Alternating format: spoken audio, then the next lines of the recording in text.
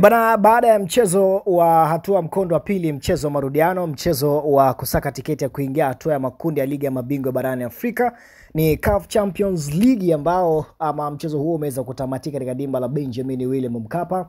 Na katika mchezo huo leo klabu ya Young Africans iliweza kutangaza kwamba mchezo huo hakuna kiingilio, hivyo mashabiki ni bure kuingia katika mchezo huo, na mageti yaliweza kufunguliwa saa 4 asubuhi na kuweza kufungwa majira ya saa 8. Lakini licha ya foleni kuwepo kubwa, lakini bado watu waliendelea kumiminika, lakini pia kuweza kuongezwa muda wa kuweza kuingia kwa mashabiki hao ndani ya uwanja wa Benjamin William Mkapa. Rasmi Young Africans imeweza kupindua meza kibabe na kuweza kuingia hatua ya makundi katika msimu wa 2025, msimu mwaka 2026 katika michuano ya ligi ya mabingwa barani Afrika, mara baada ya mchezo wao wa kwanza uliomalizika kule nchini Malawi kwa kuweza kufungwa goli 1-0 na Silver Strikers.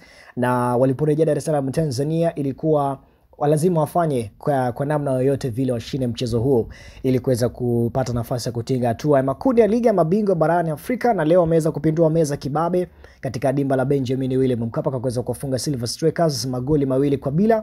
Goli la kwanza likifungwa mnamo dakika 6 na Big Brain defender, wengi kumuita hivyo, huyu ni Dickson Jobu BBB, akifunga goli ambalo ni kama alisawazisha tu mpira uliopigwa na mpira wa kolo uliopigwa na Mamu Dombia mnamo dakika 6, dakika 45 za kipindi cha kwanza. Lakini kwa goli la pili lililofunga mnamo dakika 34 na one of the best kiungo mshambuliaji mu Ivory Coast, huyu ni Pacome Professor Zuzwa, akipokea pasi kutoka kwa kiungo winga huyu Mkongomani ni Maxi Pia Nzegeli, na akaweza kusawazisha goli hilo la pili. Na kwa upande wa Silver Strikers, wao wameweza kuambulia ama hawajatoka na goli lolote, lakini kwenye aggregate inasoma ni 2-1.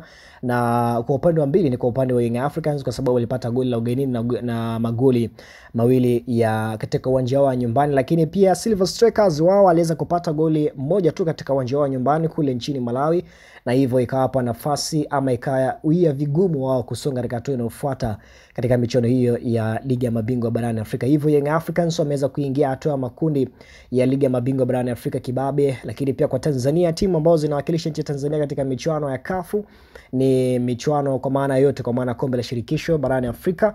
Azam Football Club yeye ameweza kutangulia hapo siku ya jana katika dimba la Azam Complex, akiweza kuwafunga KMKM, jeshi la kuzuia magendo kule visiwani Zanzibar, kwa kuweza kuwafunga magoli 7-0 na kuweza kuingia hatua makundi kombe la shirikisho kibabe. Lakini leo pia Singida Black Stars pia ana kibarua kizito pale ndani ya Chamazi Complex dhidi ya Flambeu du Centre, ambapo mchezo huo umekwisha kuanza na sasa hivi Singida wako nyuma kwa goli 1. Lakini yote kwa yote, taarifa kubwa usiku wa leo ni kwamba Yanga Sports Club wanakwenda kutambulisha kocha wao mpya, kama ambavyo zilipokuwa na tetesi mbalimbali za muda mrefu. Lakini taarifa hiyo imeweza kuthibitishwa na rais wa klabu Young Africans Engineer Hersi Saidi mara baada ya mchezo kumalizika katika dimba la Benjamin William Mkapa.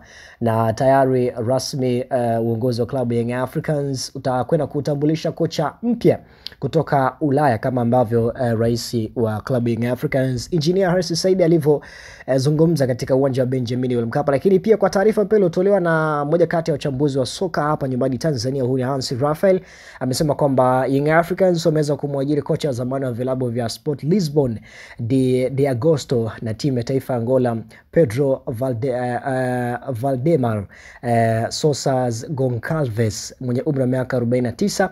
Na kama alisema kwamba kama nilivyoripoti jana kwamba pira Ureno linakuja Jangwani, na unathibitisha kwamba Pedro Valdemar Soares Goncalves ni kocha mpya wa klabu ya Young Africans. Lakini pia kumbuka kocha huyu aliweza kuifikisha timu ya Angola katika hatua robo finali ya AFCON ya msimu uliopita. Hivyo balaa jipya NBC linakuja, na hivyo ndivyo ambavyo kauli pia rais wa klabu ya Young Africans imeweza kutimia katika dimba la Benjamin William Mkapa mara baada ya tetesi kuwepo kwa muda mrefu, ambapo Yanga baada ya kuachana na kocha Romain Folz na timu kuikabidhi chini ya kocha ni kama meneja, lakini kocha msaidizi Patrick Mabedi kutoka Malawi, rasmi Young Africans wameona kwamba wiki ijayo ni mbali, hivyo wamepambana kuleta makocha wawili Tanzania. Mmoja wapo ni Pedro Goncalves na Philip Pedro, ambao wamesha kuwasili nchini Tanzania, na muda wote baada ya mechi kumalizika